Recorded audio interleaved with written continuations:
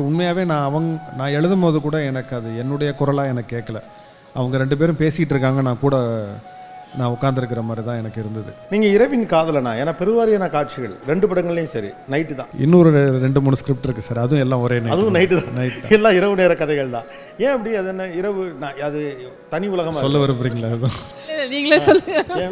ஸ்கிரிப்டே night தான் phone பண்ணி சொல்லுவார் எல்லாருக்கும். இல்லை, இவரை பற்றி இவர் கதை எழுதுனா மழை பெய்யும், அந்த மாதிரி நிறைய விஷயங்கள் இருக்குது. இது என்னங்க அது அப்படிதான். மழை பெய்யுதுன்னா நான் ஃபோன் எடுத்து, என்ன சார் ஸ்கிரிப்ட் எழுதுறீங்களா, மழை பெய்யுது அப்படின்னு கேட்பேன். அந்த மாதிரி இரவுக்கும் இருக்கும். மழை பெஞ்சாலே ஃபோன் பண்ணிவிடுவாங்க, எழுதிட்டு இருக்கீங்களா?